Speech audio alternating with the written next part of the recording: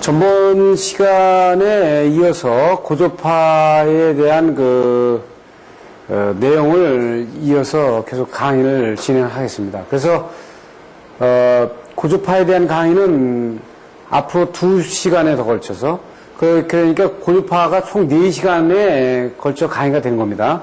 그 전번 시간에 이제 그 고주파 전류를 후리에 급수에 의해서 분석해보는 기본적인 그 내용을 봤어요. 그래서 전번 시간에 테이프가 이제 그 계산을 이렇게 전체를 해본 테이프는 그 하나가 그 정리가 되겠습니다. 그래서 다른 쪽 강의에서는 되도록이면 제가 계산을 하지 않도록, 제가 그래서 저희 본론에서도 되도록이면 기숙사 강의에서 계산을 추가하지 않도록 제가 노력을 일부러 합니다. 왜냐면 그 회로이론 강의라든지 이런 강의는 별도 강의 선생님한테 맡겨놓고 기본적인 컨셉을 거기서 만들어주면 그걸 응용하는 부분에 대한 설명을 제가 집중적으로 하려고 노력을 합니다.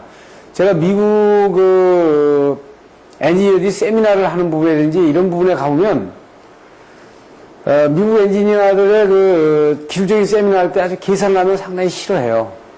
그런데 그쪽에서는 무슨 얘기냐면 그것을 충분히 직관적으로 다 모든 것을 다 얘기할 수 있지 않냐. 실무적인 얘기에서 다 얘기할 수 없는 당신은 그러면 기술적인 거에 매달리면은 당신의 실무 능력은 상당히 떨어진다. 그렇게 얘기합니다. 그러니까 실무 능력이 떨어질 때는 계산의 수식에 대한 나열을 하면서 보조를 받을 수밖에 없거든요. 그러니까 계산 수식의 나열은 실무적인 내용을 안 하더라도 일단 충분히 얘기가 된단 말이죠. 그러니까 예를 들어서 대학원 학생들이 실무 내용을 모르면서도 수식 가지고 충분히 세미나가 가능하듯이, 그렇지만 그 사람들이 수식을 제외한 나머지를 가지고 설명하라고 그러면 설명이 안 되거든요. 그래서 그렇다고 해서 수식에 대한 개념이 전혀 없어서 된다는 얘기는 아니고, 실무를 정확하게 이해하기 위해서 바탕으로 이루어지는 일, 그것으로서 끝나는 거지, 그것을 수식을 가지고 실무에 대한 그림을 그려서는 안 되는 거죠. 굉장히 중요한 얘기를 하는 겁니다. 여러분들한테 중요한 말씀 드리는 거예요. 그래서 우리가 IEEE의 실무 체계에 보면 항상 제가 반복적으로 얘기하는 것이 수식의 나열을 절대 하지 않습니다. 그래서 결과식에 대한 하나만 딱 떠올려 놓고 이것이 어떤 의미를 갖느냐, 이 테이블을 어떻게 적용할 거냐라는 이런 얘기를 계속 하고 있어요. 그래서 앞에 가능한 한 제가 전 강의를 통해 가지고 앞에 테이프 이외에는 대부분 수식에 대한 부분을 결과식을 물리적으로 설명하는 것 이외에는 피할 수 있으면 제가 피하는 방법으로, 그래서 여러분들한테 충분히 설명이 될 수 있다면 피하면서 설명이 될 수 있다면 강의를 그 방향으로 유도를 해나가도록 하겠습니다. 그래서 여러분들은 그렇다고 해서 기본적인 이론을 반드시 배제시키면 안 된다 이거죠. 그러니까 회로 이론하고 자기학에 대한 부분, 물성에 대한 부분, 이런 부분들은 여러분들이 기본적으로 이 강의에서 기초적인 강의를 다 해나갈 수가 없어요. 그래서 그것은 여러분들이 어느 학원이라든지 이런 데서 충분히 다 들을 수 있는 부분입니다. 그러니까 회로 이론, 자기학 이런 부분에 대한 거는 여러분들이 수시 어느 데서나 충분히 강의를 받을 수가 있고, 오프라인이나 이제 온라인이나 전부 다 동시에 해결이 되기 때문에 전혀 문제가 없어요. 지금 이런 실무적인 강의가 문제가 되잖아요. 그래서 전번 강의에 그 강의 테이프에 한 번에 예를 들어서 설명을 한다는 얘기를 지금 부언 말씀을 드립니다. 그러면 고주파의 영향을 몇 가지 나눠서 설명이 될 텐데요. 전기 설비의 과열 소선 문제, 그리고 직병렬 공진 문제, 중성선에 미치는 영향하고, 노칭 볼테이지에 관련되는 것 같고요. 그 다음에 역률 저하, 손실, 전력 손실 문제, 소음 진동 문제, 태핑 문제, 이 문제를 이렇게 나눠서 설명을 하면서 영향을 점검을 해보도록 하겠습니다.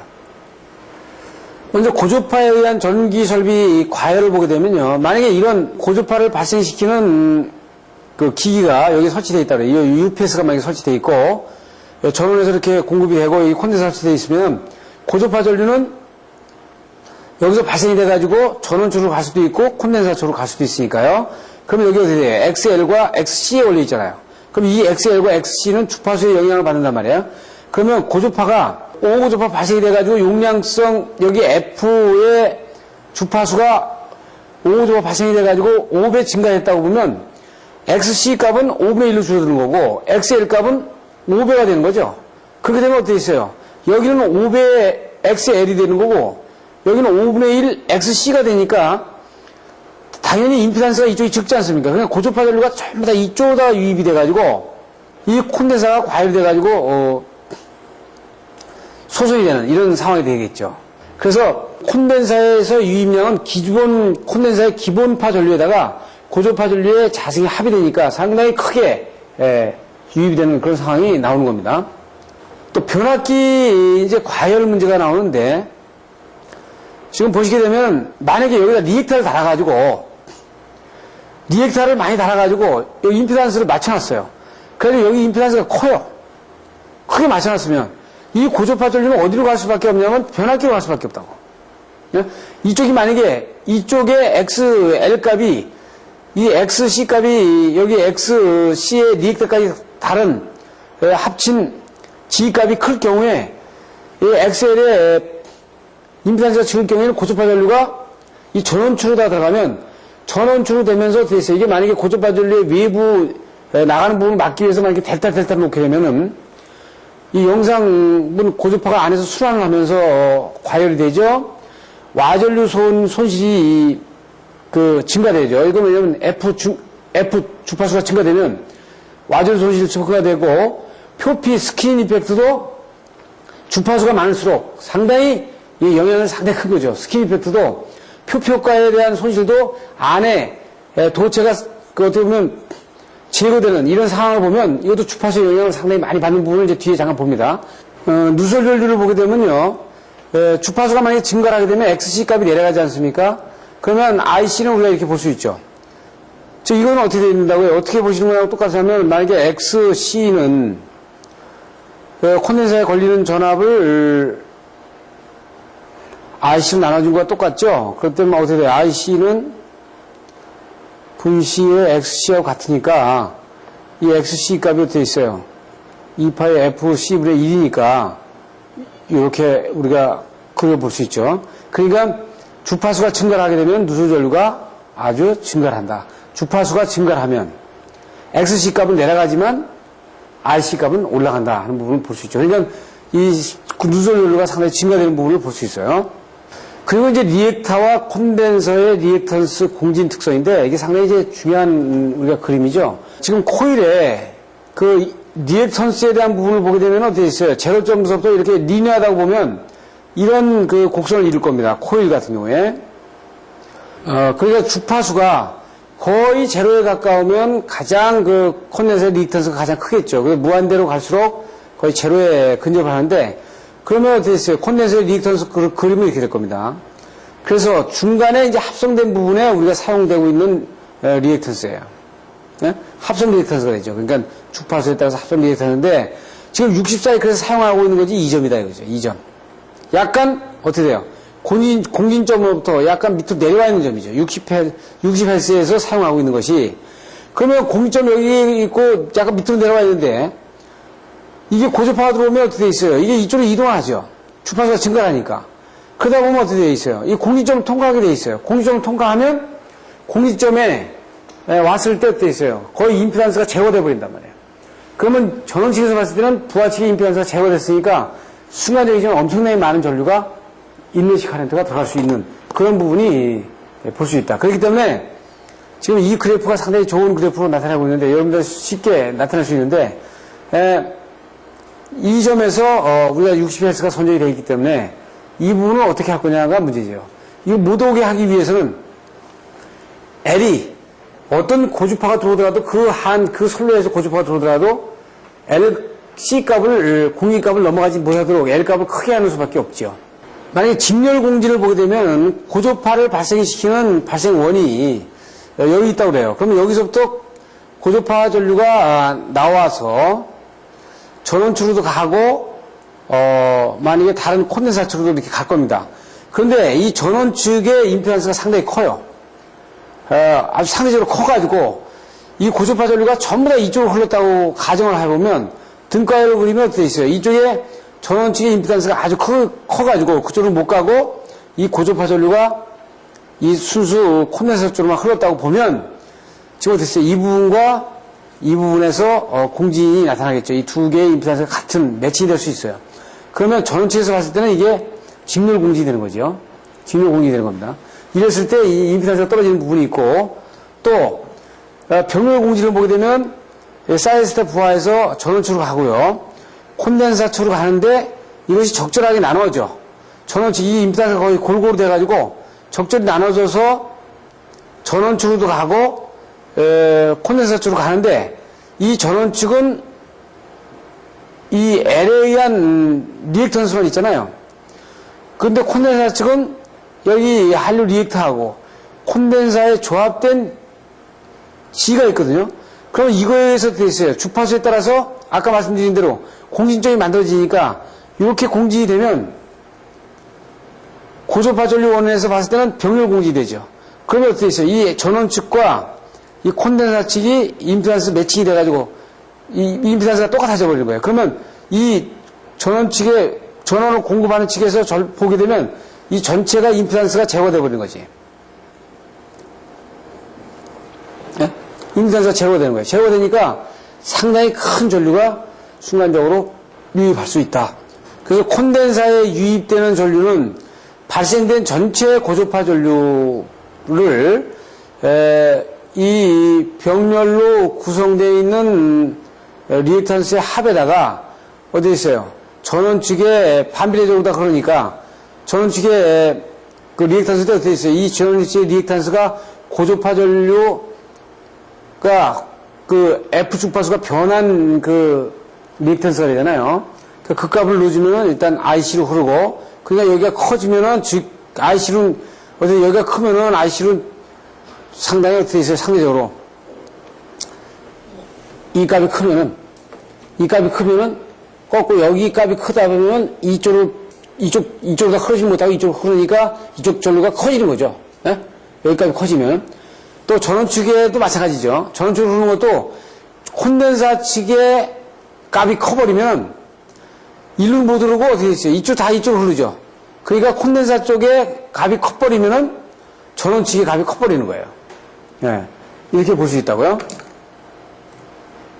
그래서 우리한테는 가장 그 선로 쪽에서는 상당히 무서운 것이 이 병렬 공진이다. 즉 전원 측과 콘덴사 측에 공진이 매칭이 돼버리면 이 전원을 공급하는 그 전원 공급체에서 보게 되면 어떻게 돼요? 거의 임피던스가 제로가 되어버리기 때문에 엄청나게 전류가 확대될 수 있어요. 상당히 아주 가장 피해야 될 부분이 병렬 공진을 반드시 피해야 된다는 얘기예요. 나머지들은 그 앞에 이 그림을 가지고 설명이 다 된 그림입니다. 이걸 가지고 그 비에 따라서 직렬 공진이나 병렬 공진이 되기 때문에 다른 것들은 다 설명이 다 되는 내용입니다. 그리고 이제 중성선에 미치는 영향이 있어요. 지금 보시면 각상의 콘덴사를 발생시키는 SCR이나 다이오드가 있으면 콘덴사를 발생한 전류가 이것이 중성점에 합의돼가지고 이 부분에서 어떻게 있어요? 증폭이 되는데 이것이 왜 그러냐면 RST가 이 120도의 상차로다가 이렇게 움직이잖아요. 그러면 여기에서 3고주파 같은 경우를 이렇게 만들어 보면 이게 딱 매칭이 돼요, 이게. 그래서 합의되면 이 각상에서는 3고주파가 따로따로인데 뉴트럴에서는 이게 합성이 되는 값이 보여진단 말이에요. 뒤에 잠깐 보겠습니다. 그래서 예를 들어서 삼상 250kV짜리 변압기에 RST에 이런 전류가 실질적인 전류가 흐르면 지금 N상에 350A에 이렇게 상당히 큰 전류가 흐르는 부분을 볼 수 있어요. 지금 여기에서는 발생원이 있으면 이것이 뉴트럴로 이렇게 합산이 된다는데 왜 합산이 되는가를 한번 볼까요? 지금 보시면 이게 ABC 상이 있으면요. 이거 잘 보세요. 이 A상 내에서 발생된 그 고주파 전류가 3고주파가 났다, 이제. 하나, 둘, 셋. 그럼 3고주파의 경사를 잘 보세요. 여기죠. 이 B상도 3고주파가 똑같이 여기서 스타트를 하죠. 그 다음에 C상도 여기서 스타트를 하죠. 그러니까 각상에서는 요만큼의 고조파지만, 요만큼의 고조파가 발생된 거지만, 이것이 합쳐지게 되면 상이 같기 때문에 증폭이 된단 말이에요, 이게. 하나, 둘, 셋, 이게 증폭이 된 거죠. 그러니까 뉴트럴에서는 이 각상의 고조파 전류가 합상에 되어 있는 뉴트럴 고조파 전류가 흐를 수밖에 없기 때문에 상당히 확대되는 현상을 가져올 수 있다, 이런 얘기입니다. 그래서, 이 각상에 흐르는 고조파 전류가 있을 경우에, 각상에 흐르는 고조파 전류가 있을 경우에, 이 고조파 전류의 3배의 합이 이 뉴트럴에 흘러가지고 이 뉴트럴에 흐르는 고조파 전류 때문에 발생되는 그 통신선 이런 유도장애의 그 유도전압을 발생을 시켜가지고 통화 품질이라든지 이런 부분들에 대해서 문제를 야기시킬 수 있다 이렇게 볼 수 있어요. 다음은 이제 역률 저하가 되는 부분을 보겠는데요. 우리가 일반적으로다가 역률을 나타내는 부분들은 리니어 로드에서, 그러니까 선형부하에서 우리가 일반적으로 이렇게 얘기를 합니다. 그래서 우리가 선형부하라고 생각하고서 보통 이게 2차원으로다가 생각하죠. 그런데 고조파가 발생이 되면 지금 여기에 하모닉스에 대한 부분이 한 차원이 하나 더 생기는 거죠. 이쪽에. 그래서 2차원으로다가 계산했던 코사인 파이가 아니고 3차원인 이 하모닉스가 포함이 되어 있는 이 파이각을 갖는 거지, 지금. 그래가지고 어떻게 있어요? 지금 이때 KVA는 그냥 킬로와트, 유효전력, 피상전력 분의 하모닉스의 전력을 포함해가지고, 그것분의 전체 킬로와트로 따지니까, 이게 상당히 피상전력이 커지잖아요? 그러니까 이만큼 해서 어떻게 보면, 지금 이만큼보다 커지니까 이만큼에 대한 어떻게 있어요? 이 부분에 대한 그 킬로와트에 대한 포션은 더 적어지는 거죠. 그러니까 역률이 더 떨어지는 겁니다.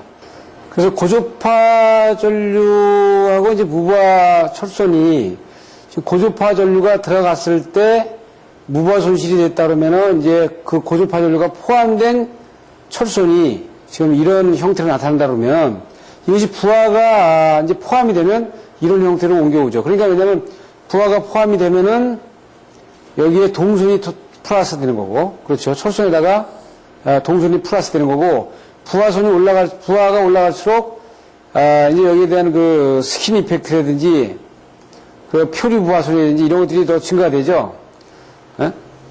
그렇기 때문에, 실제 이것은, 고조파 전류가 이미 들어가 있는 이 시트리 곡선에서 고조파 전류분이 함유되어 있는 파형이 찌그러져 있어 기본적인 무부하 상태에서 파형이 찌그러지는 거에 대한 면적이 증가된 곡선이라고 보시면 이 부분은 이거에다가 부하 동선까지를 포함을 했을 때 지금 이렇게 증가되는 퍼센트를 좀 봐야 되는데 그 고조파 5차 고조파 함유율이 상당히 높을수록 상당히 증가되는 부분을 가파르게 증가되는 부분들을 볼 수 있습니다. 그리고 소음은 당연히 이제 우리가 변압기 소음은 그거거든요. 주파수에 한 번 완 사이클 했을 때 지금 보시면은 우리가 자구라고 하죠.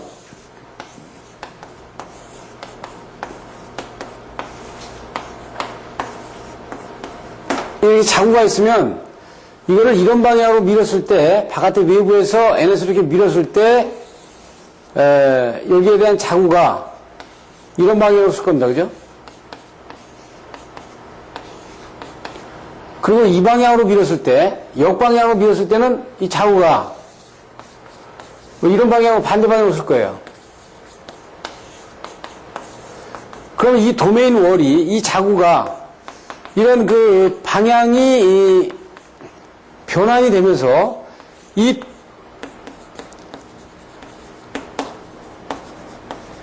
도메인 월이 외부 자기의 방향에 따라서 이게 지금 왔다 갔다 하는데 이 왔다 갔다 하는 부분이 어떻게 있으면 우리가 일반적으로다가 그 안에서 움직이면서 발열을 수반하고요. 이 도메인 월이 지금 움직이면서 발열 이 수반하면서 여기서 뭐를 발생하냐면 진동, 소음을 발생을 시키는 거예요. 그러니까 지금 실제 건선에서 소음보다는 규소광판 안에서의 60Hz를 120번 왔다 갔다 하면서 돼 있어요. 120번 왔다 갔다 하면서 여기에서 기본적인 진동이 있는데 여기에다가 고주파 부분에 대한 그 전류 부분에 대한 부분이 더 첨가돼 가지고 그 진동수를 갖다 더 증가시키는 거죠. 지금 소음 진동은 지금 보시면 정연파 때의 구동 25Hz를 기준해 가지고 이런 그 소음 진동에 대한 주파수 FTT로 이렇게 이제 분석을 하면 이렇게 나오는데 이런 식으로 나왔다고 치신다면 지금 인버터 구동 시에는 지금 보시면은 이 매그니튜드가 상당히 크죠, 크기가. 그러면서 고주파 대역에서 많이 나오거든요. 그러면 이거에 의해서 규소광판에서의 그 진동이, 소음과 진동이 커지는 거죠. 그럼 이 그림은 여러분한테 수정된 그림이 제공이 되겠습니다만, 이 그림이 지금 틀려 있는데, 쳐냈을 때 이 그래프가 이렇게 와줘야 됩니다. 이런 식으로. 지금 이 그림이 이게 잘못되어 있어야 이렇게 되어야 되는데, 여러분들한테는 올바른 자료가 가도록 이렇게 하겠습니다. 그래서 이 쳐냈을 때 dB와 이 마이크로 바가 같고요. 그러면 어떻게 되냐면 저주파 쓸 때 보면은 상당히 똑같은 마이크로 바라도 그 물리적인 그 우리가 듣는 dB에 대한 크기, 음압의 크기는 상당히 크게 들리는 겁니다. 그래서 저주파 대역과 고주파 대역이 의외로 상당히 그 잡음 증가의 폭이 들리는데 상당히 크게 들리기 때문에 1000Hz를 기준해가지고요. 사람 귀의 특성이. 그렇기 때문에 잡음 소음을 진동을 시킨다 하는 얘기로 지금 볼 수 있고요. 그 다음에 이 프로드 타핑은 뭐냐면은 비선형 부하에서의 피크치를 낮추는 현상을 프로드 타핑이라고 그러는데 비선형 부하라는 건 뭐예요? 비선형 부하라는 건 선형 부하라는 거는 부하가 일정하게 지금 그 전압과 전류의 패턴이 움직이는 부분을 얘기하고요. 지금 비선형 부하는 전압과 전류의 패턴에서 이 저항의 패턴이 일정하게 변하지 않는다든지 그렇지 않으면 그 주파수 패턴이 일정하게 변하지 않는 부분을 얘기하죠. 지금 뭐예요? 비선형 부하라는 건 전력전자 소자를 다 얘기하는 겁니다. 전력전자 소자를 쓰는 이유는 비선형 부하의 컨트롤을 위해서 쓰는 거 아니에요? 그러니까 그 구동, 그 회전수를 줄인다든지 이거를 비선형적으로다가 이렇게 움직여 보려고 어떻게 보면 전력전자 소자를 써가지고 구동하는 거기 때문에 비선형 부하는 다 전력전자 소자를 많이 쓰는 부하라고 보시면 돼요. 이것은 지금 보면 이런 피크치가 원래 있어야 되는데 이렇게 비선형 부하에서 어떻게 있어요? 전류치를 이렇게 빼다 보면 전압치가 이렇게 피크치가 낮아지는 상황이 나온다고 이렇게 이게 지금 삭감이 된 거예요. 그러면 전압 강화가 만약에 10% 된다 그러면은 P는 일정하니까요. 우리가 전력은 일정하니까 전압 강화 10% 전압 강화되면 전류가 11% 증가되고 여기에서 이거 I 자승에 비례하니까 23%의 손실 증가가 된다고요. 또 전압 강화 10% 되면은 정유기 2차의 콘덴서의 충전 능력이 37%나 감소되는 이런 문제가 난다고. 요건 피크 요 부분이 잘려서 파형이 이렇게 잘려지면서 일어나는 현상들을 얘기할 수 있어요. 그 다음에 이제 여기서는 이제 일반적인 수치, 결과치를 가지고 얘기하는데 여기서는 결과치의 그 물리적인 그 팩터를 좀 보시면 됩니다. 자, 부싱 리드나 배선 내부의 어떤 접속부가 과열하는데 왜 그러냐면 정상 전류가 있으면은 정상 전류에다가 이 고주파 전류가 증가되는 부분에 차수가 이건 3고주파, 5고주파는 쭉 있겠죠. 이것분의 정상 전류분의 고주파 전류에 비의 자승에 전부 다를 더한 것을 루트 스퀘어로 나눈 거죠. RMS로 나눠서 RMS로 처리한 다음에 이 I1과 곱한값이 실효전류가 되니까 실효전류가 실제로 이 I1보다 상당히 커진다. 그래서 그거에 의해서 과열이 나고 지금 단자전압도 어떻게 정상적인 단자전압분에 이것도 고주파 전류가 올라가는 부분에서 비례적으로 여기는 루트 스퀘어가 아니고 비례적으로 이렇게 증가되는 부분을 볼 수 있고 시료 용량, 콘덴서 시료 용량도 이거는 IN의 자승에 비례해 가지고 올라가는 부분을 볼 수 있고요. 그 다음에 리액터의 손실 같은 경우도 건성의 온도 상승이나 이상 진동이 IN의 자승에 비례해 가지고 기본 용량의 배수를 곱해서 리액터 손실이 증가되는 부분을 볼 수 있다. 그 변압기에 대한 고주파에 대한 영향은 지금까지 다 말씀드린 겁니다. 이게 다 말씀드린 내용을 이제 그 결과 수치적으로 실험식으로다가 내놓은 부분들을 갖다가 일단 나눈 거죠. 지금 여기 WC1은 이건 어떻게 보면 그 고주파 전류의 영향으로 해가지고 철선과 그 동선이 증가된 결과식을 내는 거거든요. 이 결과식에 의해서 증가율이 얼마나 많이 변했는가를 보는 겁니다. 지금 보시면은 전부 다 어떻게 되어 있어요?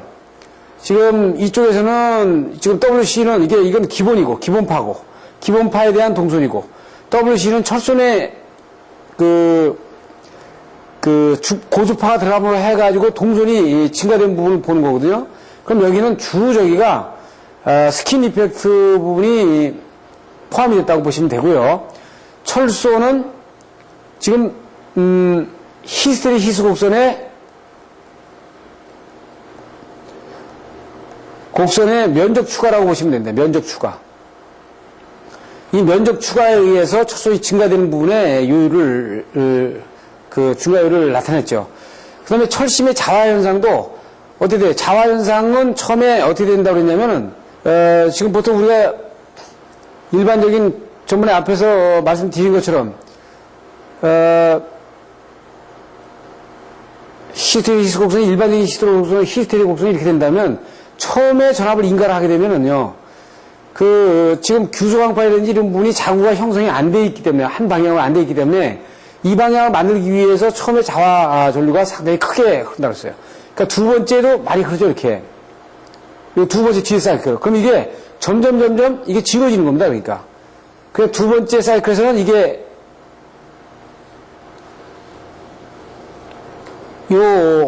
첨매도가 좀 떨어지는 거죠, 이렇게. 떨어지면서 종국적으로 나중에 제 히스테리시스 곡선으로 들어오는 거죠, 이렇게. 그러니까 전류치로 봤을 때는 여자 전류치가 이렇게 계산하는 겁니다. 그러니까 이 여자 전류치의 피크치가 그 고주파 전류가 들어옴으로 해가지고 면적을 증가시키니까 히스테리 곡선의 면적을 증가시키니까 이게 더 많이 필요하다는 거죠.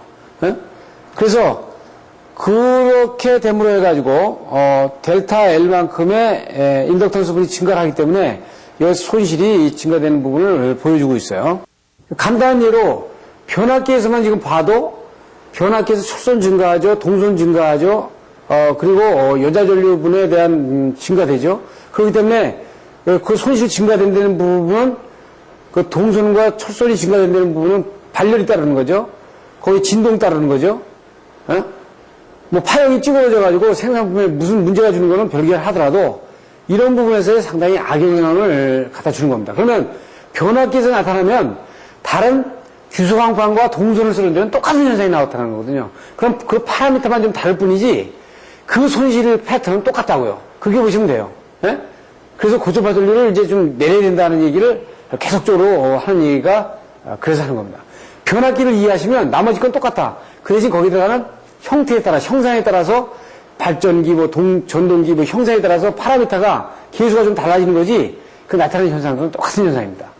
그 다음으로 그 발전기에 대한 그 영향을 보게 되면은, 발전기 용량을 구할 때 우리가 이제 그 PG 방법에서 RG 방법으로 바꾼 이유가 이 고주파 때문에 그 일본 측에서 이 RG 방식을 만들어 놓은 거나 마찬가지죠. 그러면 고주파 때문에 이렇게 바뀌는 건 뭐냐면 변압기 발전기가 과열을 하는데 이것이 역상분이다. 이 역상분이라는 게 도대체 뭘까 하는 얘기입니다. 예. 그럼 전동기를 보게 되면은 만약에 유도전동기 같은 경우에 지금 우리가 어떻게 있어요? R하고 원판을 가지고 얘기했지 않습니까? 유도전동기 얘기할 때 이제 아직 여러분들은 전동기를 들어가지 않았는데 R하고 원판을 생각하시면 NS극으로 돌려주면은 외부에서 회전자기가 돌아가면 이것이 스립을 가지고 뒤에서 따라 들어오잖아요. 따라 들어온다는 거는 이 원판이 이 자석에 의해서, 이 끊는 자석에 의해서 전류 I가 생기고 이 I에 의해서 어떻게 했어요? 이 F라는 힘을 받죠. 그런데 이 전류 I는 이 자석 끊는 부분에서 그 어떤 힘의 균형이 깨져야 되기 때문에 항상 이 자석의 그 이동의 방향보다는 항상 늦게 이 R하고 원판이 돌아가야 된단 말이에요. 발전기는 거꾸로 이 R하고 원판을 가지고 얘기하면 이 원판이 먼저 돌아가는 거거든요. 돌아가고 바깥에 회전자계가 고정이 돼 있어가지고 여기서 전류를 어떻게 돼 있어요?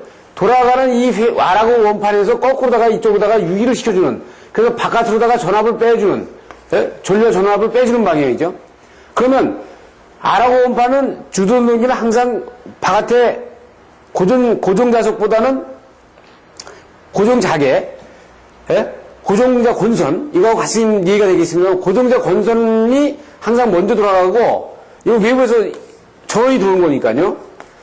상이 먼저 돌아가고 R하고 원판이 나중에 들어가야 되는 거라면, 발전기는 이것이 외부에 무슨 수차 발전기는 어떤 수력에 의해서, 그래서 증기 터빈에 의해서 먼저 돌아가고, 바깥에 고정자 권선에서 전원이 나오는 거 아닙니까? 근데 고조파 발생원은 바깥에 있잖아요. 바깥에 있어가지고 고조파가 이게 들어가지 않습니까? 거꾸로. 거꾸로 들어가기 때문에 이 지금 아웃풋으로 나오는 이 전원을 가지고 외부에서 써야 되는데, 들어간 것이 이쪽으로 어떻게 돼?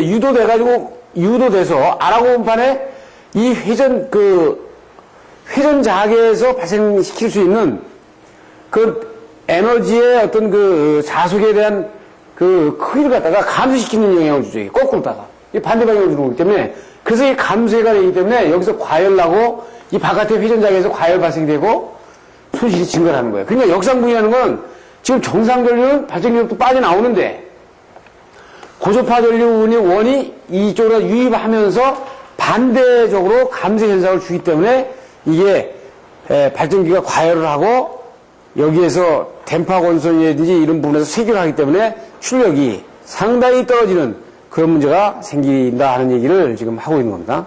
그 다음에 유도운동기에 대한 그 영향은 지금 이제 뒤에 그 발전기 변압기 강의 때 아주 구체적으로 되겠습니다만, 히스테리시스손과 와전류손은 여기 이제 요 자승이 들어가죠. 그러니까 와전류손은 F의 자승에 비례하고 히스테리시스손은 F 주파수에 이제 비례를 합니다만은, 이 두 개에 의해서 철선이 이제 증가되죠. 이거 무부하손이라고 하죠, 이건. 무부하손.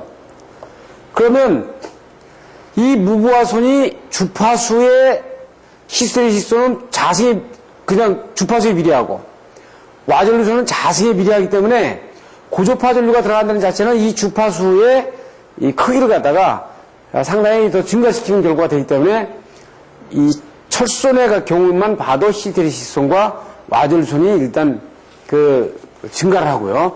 그리고 동선에서는 이제 부하선 같은 경우에 여기도 주파수가 증가를 하게 되면 스킨 이펙트가 증가를 해가지고 첫선과 동선 모두 증가를 하죠. 그래서 이 토크가 그 정상적인 토크에서 떨어지고 진동과 소음이 발생이 들리면서 이 축에 대한 비틀림 진동이라든지 이런 것들이 발생이 될 수 있다. 이렇게 볼 수 있어요. 그리고 이제 차단기에도 이제 미치는 영향이 있는데, 왜냐하면 일단은 고조파 부분이 들어가기 때문에 정상 부분보다 이런 열동형이라든지 이런 부분에 주울열이라든지 이런 저항치가 많이 들어가죠. 그러니까 저항에 의한 주울열이라든지 이렇게 발열이 발생될 수 있기 때문에 그 센싱되는 부분에서 상당히 온도 상승 문제가 많이 나올 수 있어요. 그래서 이 온도 상승 문제가 주로 고조파에 대한 영향으로다가 지금 정리를 하고 있는 겁니다.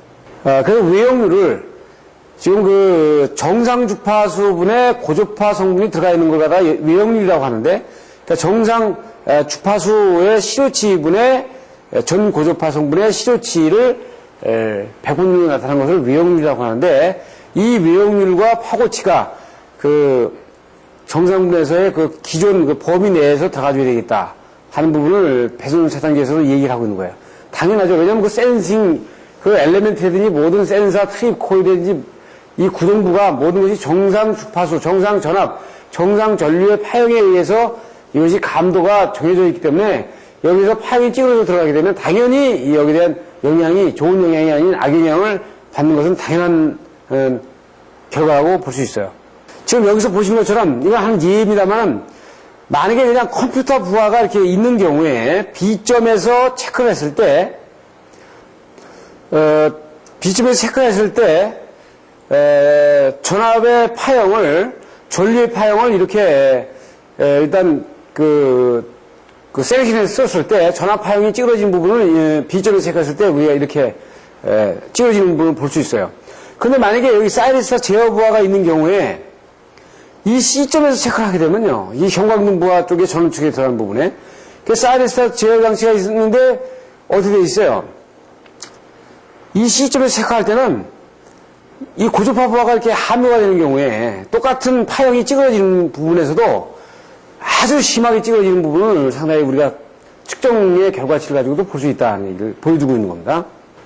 지금 여기 누전 차단기에 대한 영향을 보게 되면 만약에 3고주파가 들어올 경우에요, 3고주파의 함유율이 40%냐 제로냐에 따라서 지금 보시면은 똑같은 동상분에서 그 감도되는 부분을 보게 되면 지금 3고주파의 함유율이 거의 제로인 상태에서는 20mA의 감도를 가지고 있는 것이 동상분에서 지금 40%가 함유가 되면 이 감도 전류가 상당히 위로 올라가는 부분을 볼 수 있어요. 동상분은. 역상분은 거의 비슷하게 같은 수치를 가지고 있고요.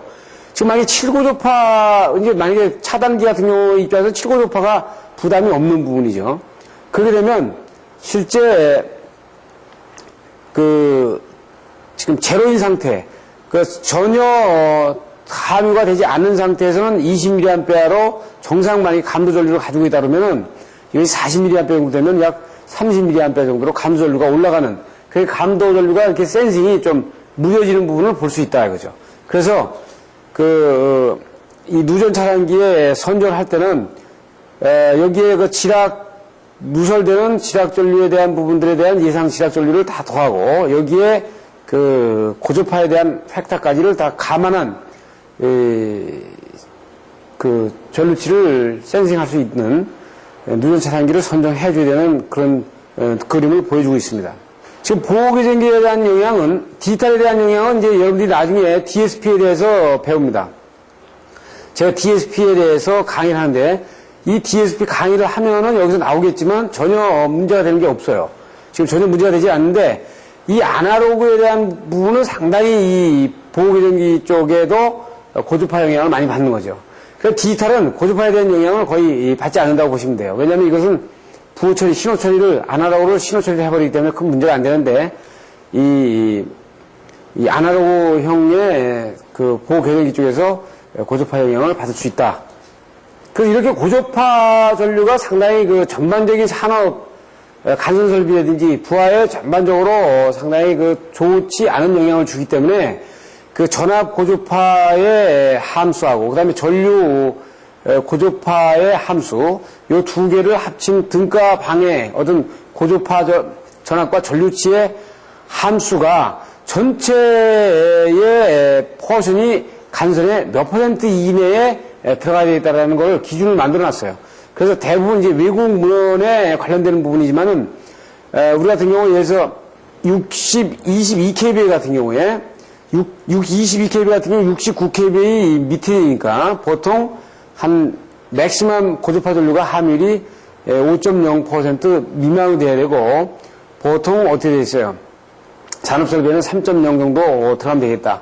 그래서 이 고주파 전류의 함유율은 정상 전류분의 고주파 전류의 차수를 좀 더 더해가지고 이 루트민 스퀘어를 해서 비율로 나눠주는 부분입니다. 예를 들어서 만약에 정상 전류가 100A 하면은 100A하고 3고주파가 30A 발생이 되고, 5고주파가 20A 발생이 되고, 7고주파가 10A 발생이 되고, 11고주파가 만약에 5A 발생이 된다 그러면은 이렇게 루트민 스퀘어를 해서 여기에 100분율로 한 것이 고주파의 함유율이 얼마냐 이렇게 얘기를 하는 거죠. 그러면 전압도 정상 전압의 고주파 함유율에 대한 전압을 자승의 루트민 스퀘어를 해서 비율로 나타내는 것을 똑같이 보여주고 있는 겁니다.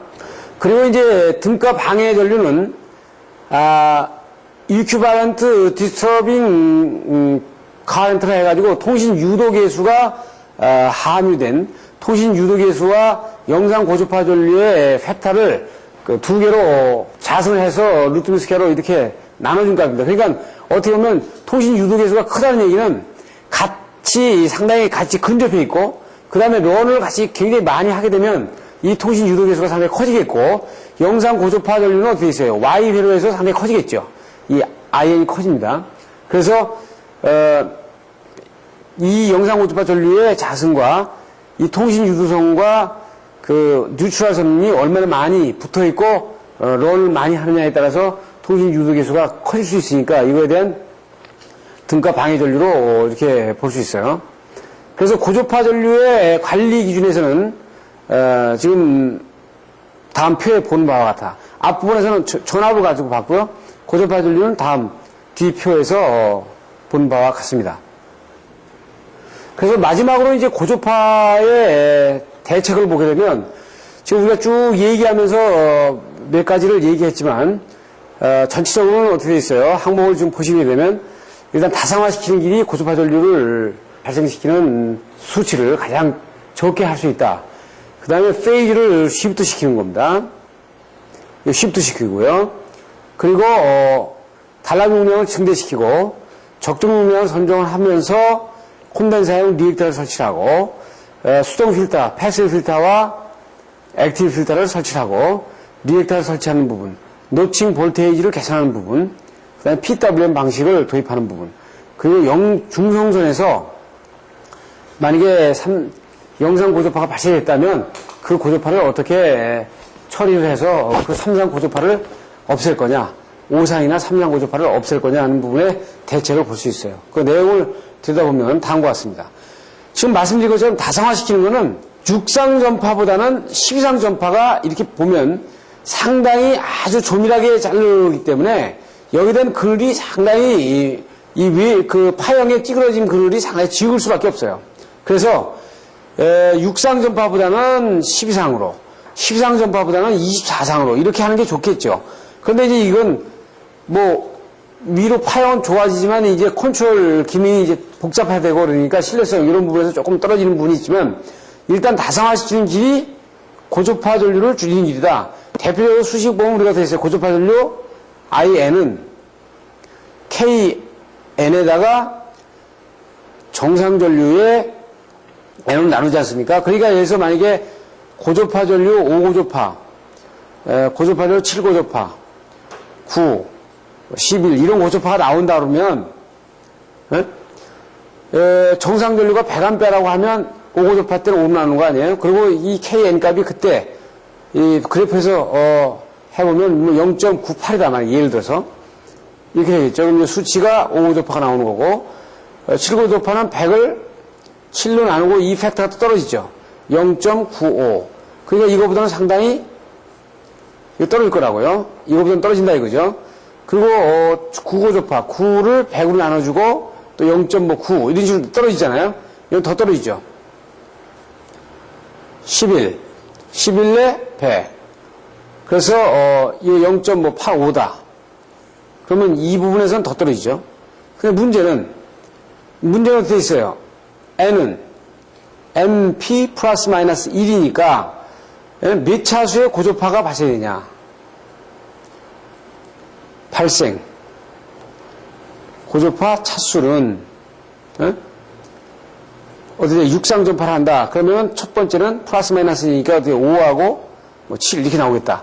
이런 식으로 되는 거니까 어떻게 있어요? 여기에 만약에 이것이 바로 12상 전파를 하게 되면 P가 12가 되니까요.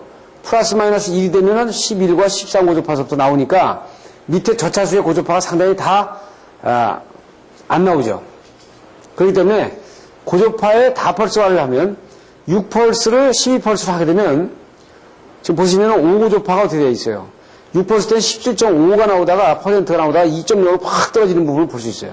그러니까 상당히 변환기 다펄스화는 가장 고조파를 줄이는데 아주 핵심적인 내용이다 이렇게 볼 수 있어요. 그래서 지금 보시는 것처럼 이렇게 6펄스로 정류를 했을 때하고 12펄스로 정류를 했을 때 지금 이 파형 찌그러지는 부분이 보게 되면 상당히 아주 개선이 되는 부분을 볼 수 있습니다. 이렇게. 그리고 이걸 이제 IGBT 그 PWM 방식을 하면 거의 정연파에 가까운 그 고저파로 인한 그 파형의 찌그러짐이 거의 없는 PWM 방식으로 하면 완전 정연파에 가까운 파형을 끄집어낼 수 있다. 그래서 다상화와 더불어 요 근방에서는 그 UPS를 전부 다 IGBT형 PWM 방식을 상당히 많이 사용하고 있는 겁니다. 지금 사이레스타 인버터형 같은 경우는 지금 보면 볼테이지 웨이브폼을 보면 그 한 파형에서 이렇게 걸러내지 않습니까? 그런데 파워 TR 같은 경우는 이렇게 지금 그래서 촘촘하게 걸러내니까 이 파형이 좋아지고, 그 다음에 IGBT 같은 경우는 이 속도, 온오프, 턴오프 시간에 아주 그 적응 속도가 굉장히 기민하기 때문에 지금 파형을 굉장히 더 잘게 자를 수 있기 때문에 거의 정연파, 이거의 썸은 이런 아주 완벽한 정연파를 만들어낼 수 있는 이런 형태를 가져갈 수 있어요. 그래서 IGBT형 PWM 방식으로 하게 되면 거의 고저파 노이즈에 대한 성분을 많이 줄일 수 있다라는 부분을 얘기할 수 있는 겁니다. 그 다음에 이제 페이즈 시프트는 지금 보게 되면 고저파를 발생시키는 부분의 앞에다가 페이즈 시프트 TR을 놔가지고 리액터 성분이죠. 리액터 성분을 놔가지고 예를 들어서 이렇게 보시면 되죠. 만약에 이런 정연파가 있는 경우가 있고요. 여기 두 개를 가지고 이렇게 소개를 드린다면,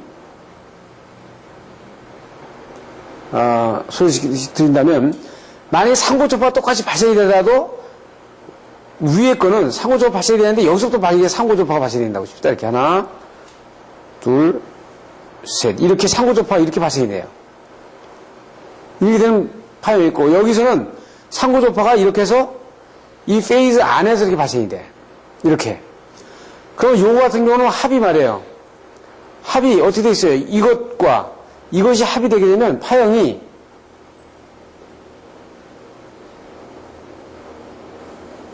이런 식으로 찌그러지겠죠? 이렇게 나오겠죠? 이렇게 나온다고요. 요 합이, 파형이 이렇게 찌그러진다고요. 그러면 요게 가운데서 3고저파가 발생되면 요건 어떻게 있어요? 요런 식으로 되겠죠.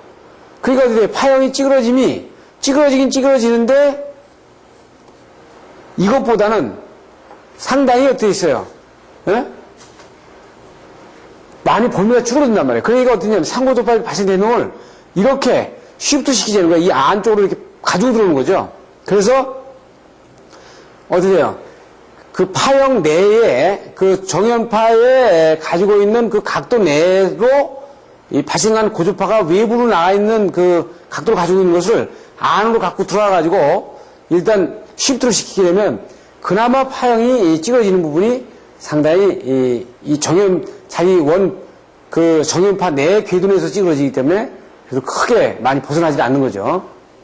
그 단락전류가 이쪽에서 만약에 발생했다면 이 부분을 이렇게 거꾸로 이제 타고 들어가는 부분이기 때문에 여기다가 만약에 단락 음량을 증대를 시키게 되면 고저파 전류가 상당히 못 들어오죠. 그래서 이 B점 위에 올라가는 경우에 임피던스가 상당히 많아진 경우고, 이 A점 같은 경우가 이제 하단이기 때문에 임피던스가 적은 경우에, 그러면 똑같은 선로라도 지금 그 고저파에 의해서 파형이 좀 찌그러짐이 위로 올라갈수록 상당히 적어지는 부분을 볼 수 있다 이거죠.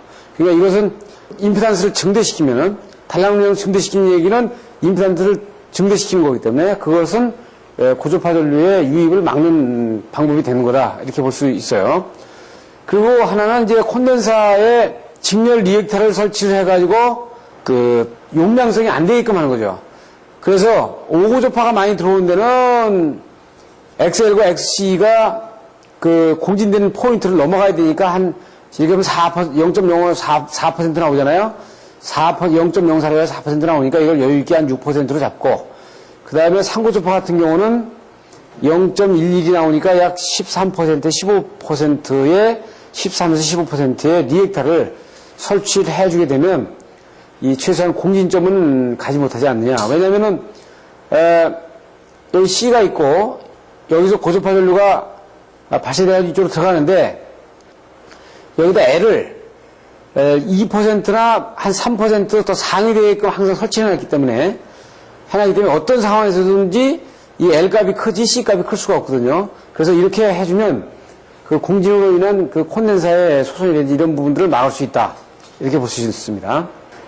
그래서 수동 필터를 이제 설치하는 방법은, 지금 보시는 것처럼 단일 동조 필터와 수동 필터는 2차, 고차 필터로 나눠지는데, 지금 이 그래프에서 보시는 것처럼, RLC를 조합을 해놨단 말이에요. 그러면 LC가 공지되게 되면, 만약에 이게 3고조파에 공지된다. 그럼 3고조파에 LC가 공지된다면 R밖에 남지 않지 않느냐 이거야. 만약에 5고조파에 공지되도록 만들어 놓는다. 그러면 이건 5고조파 때는 공지돼가지고 C값과 L값이 없어지고요.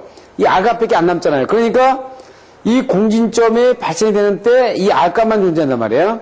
그래서 이게 유도성이고 이게 용량성이 되니까 이거는 그 위에 되게 유도성에서 여기서 왔다 갔다 한다 그러면 지금 이 공진점에 R을 놔두는 거죠. 그러니까 돼 있어요. 여기 이 고조파 발생 기기가 5, 7, 11 이런 고조파가 발생되고 13, 17 이렇게 발생이 된다 그러면 여기에서는 5고조파 때 공지되도록 만들어 놓는 거예요. 그래서 5고조파는 열로 들어오고요.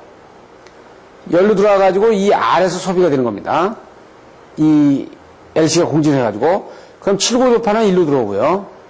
그래서 이 R에서 소비가 되고, 그리고 11고조파는 여기서 소비가 되고, 그 다음에 나머지 17, 13, 17, 19 이런 것들은 고차형 필터를 해가지고 하이패스 필터 뭐 이런 식으로 해서 고차수, 그러니까 처음에들은 좀 떨어지지만은 한꺼번에 잡아버리는 거죠, 여기서. 한꺼번에. 그러니까 13, 17, 19는 이 한꺼번에 고차 블로 필터에서 잡아버리는 거예요.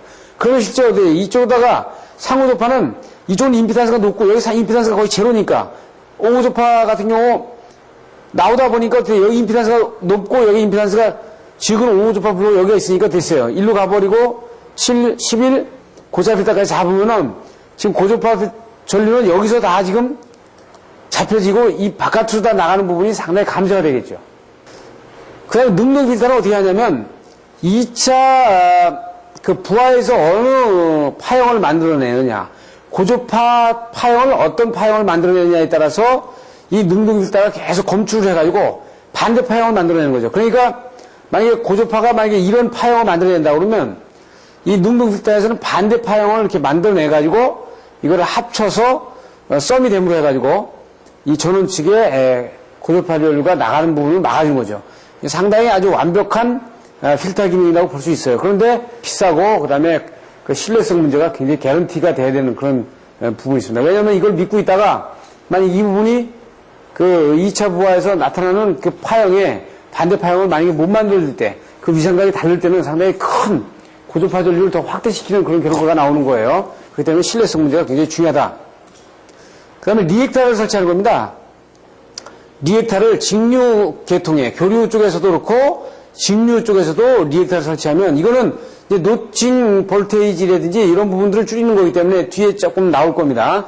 그 리액터를 설치하게 되면 일단은 그 우리가 만약에 DC 같은 경우도 리액터 설치하는 게 DC가 이렇게 나온다 그러면 리액터 설치하면 이게 끊어주잖아요, 이렇게.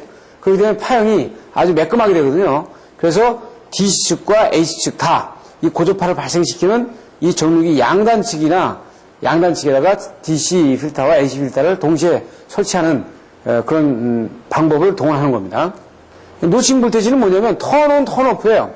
이 턴 오프 하고 다시 턴 온 하고 만약에 이렇게 파형 자르기 턴 오프 하면 이렇게 들어가잖아요. 그 다음에 턴 온 하면 이렇게 다시 가고 턴 오프 하면 이렇게 떨어지고 다시 턴 온 하면 다시 올라가는데 이 골이 높을수록 이게 다 이것도 돼 있어요. 글미 져가지고 고주파를 발생시키니까 이걸 이렇게 끌고 가면 좋겠잖아요. 턴 오프하고 턴 오프 이렇게 했는데 이 부분이 이렇게 끌린다 그러면 나타나는 부분이 이렇게 나타난다 그러면 상당히 아주 고주파 파형이 개선이 되겠죠. 그래서 이것은 어떻게 돼 있어요? 노칭 볼테이지는 아까 말한 라인 리액터를 설치하는 거예요. AC 측과 D 측에 설치를 해가지고 파형을 개선을 시켜주는 겁니다. 그래서 리액터를 설치하게 되면 이렇게 개선 전에 노칭 볼테이지가 이렇게 발생이 될 수 있는 이렇게 턴 오프, 턴 온 이렇게 발생될 수 있거든요. 이 부분을 지금 이렇게 매끈하게 잘라주는 부분을 볼 수 있다. 이거.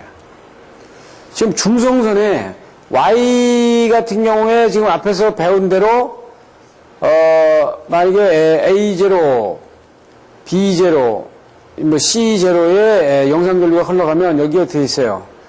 A2, 제로, B 제로, C 제로가 동영상이 걸려가지고 이게 돼 있어요. 증폭이 된다 그랬죠?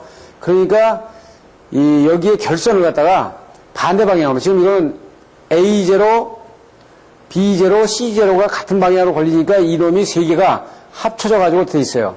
이 썸이 세 개의 크기로 뉴트럴에 흐를 거예요. 그러면 이렇게 흐르지 못하게 이 결선을 갖다가 지그재그로 만들어가지고 이렇게 하면 되겠죠? 이런 식으로 되는 거예요. 한 상이. 이런 식으로 하나, 둘 이렇게 반대로다가 상을 이 팩터를 갖다가 한쪽 팩터가 몰리지 않게끔요. A, B, C 해가지고 이렇게 나눠주게 되면 실제 여기서는 어떻게 됐어요? 뉴트럴에 A, B, C 상이 썸 제로가 돼가지고 벡터 합 제로가 돼가지고 영상분을 좀 자석분을 캔슬 시켜주는 이런 효과를 가져올 수 있겠다는 얘기입니다. 그 다음에 이제 뭐냐면 아주 상고조파라든지 오고조파가 많을 경우에 여기에다가 영상분을 흡수하는 부분을 놔요. 이건 아주 간단하게 필터하고 똑같은 기능이에요. 뒤에 잠깐 보시면은 지금 만약에 상고조파가 여기 3, 5, 7, 11고조파가 들어오는데 이 상고조파를 없애야 되겠다. 그러면 여기다 상고조파 때 이게 어떻게 돼? LC 공지를 시켜주면 되겠죠, 이게? LC 공지에서 뉴트럴 그라운드를 통해 가지고 상고조파가 빠져나가도록 이렇게 만들어주면 되거든요. 네, 그러니까 이 브로킹 필터를 설치하는 겁니다. 이건 저차수에 큰 고조파가 흐를 때 많이 사용되는 방법이죠. 여러분들은 지금까지 세 강의를 통해 가지고 고조파 전류를 발생하는 원인, 형태, 분류, 해석, 그리고 거기에 대한 영향과 대책으로 지금 총 수업을 봤어요. 지금 말씀드린 것처럼 고조파 전류는 정연파의 찌그러짐입니다. 그 찌그러짐이라는 게 전력전자 소자에 의한 거다. 그 원인에 대해서 우리가 쭉 봤어요. 그렇기 때문에 하나의 이거는 사회적으로 우리가 어떤 패턴이 달라지는 것처럼 하나의 상식적인 어떤 흐름의 변화다. 그래서 그 부분을 이해하고 거기에 대책을 세우는 길은 여러분들이 전력전자 소자를 이용하는 기기들에 대한 특성과 그 다음에 고조파 전류에 대한 파형의 분석, 그 다음에 대책들을 여러분들이 정리를 완벽하게 하시고 계신 것이 훌륭한 대책이 되지 않는가 이렇게 봐요.